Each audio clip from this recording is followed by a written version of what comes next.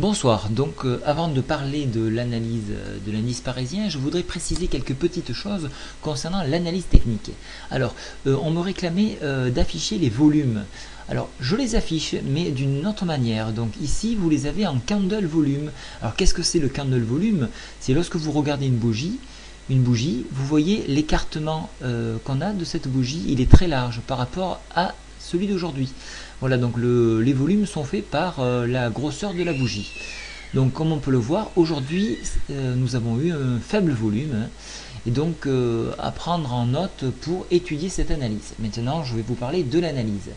Donc nous avons dépassé la fourchette d'Andrews et nous sommes quasiment rentrés au contact de la MM20.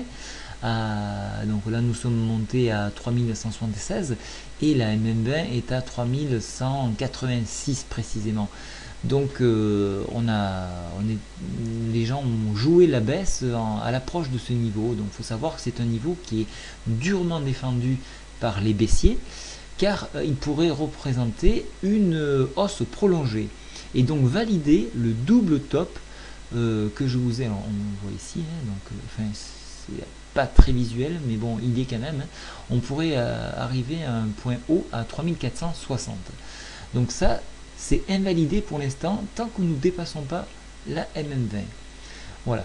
Donc alors aujourd'hui, nous avons une bougie qui veut à peu près rien dire, hein, donc c'est assez équilibré. Hein, c'est pas une toupie, c'est ni un doji.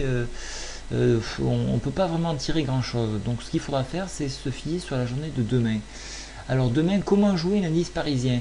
Alors pour ceux qui ont commencé de shorter sur ce niveau, ils pourront jouer jusqu'au contact du haut de la fourchette d'Andrews. Donc c'est imagé la fourchette d'Andrews, c'est pas vraiment un point défini. Mais bon, il faudrait se rapprocher à peu près sur ce niveau, sur 3080 points.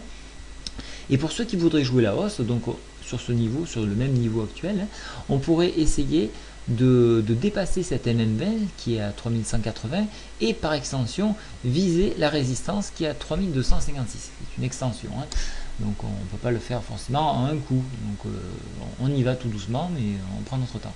Je voulais mettre le point également sur l'accent sur la Bollinger qui converge ici, hein, qui marque bien un changement de tendance.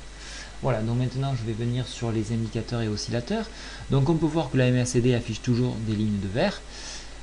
Stochastique, RSI, William R, on a encore de la marge, donc rien à dire.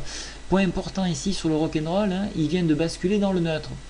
Donc il hésite après le zigzag ici qui part en ligne droite et qui monte. C'est au tour du rock'n'roll qui lui met un peu plus de temps pour réagir. Donc il commence déjà de basculer, donc ça c'est un bon point pour les haussiers. Alors pour demain, donc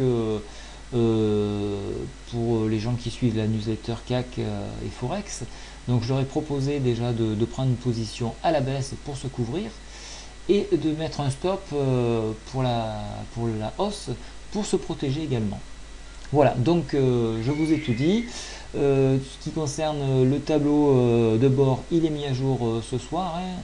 Et pour les titres que nous défendons, je vous les expliquerai lors de la newsletter CAC ce soir. La newsletter générale. Voilà, je vous souhaite une très bonne journée, une très bonne soirée. Au revoir.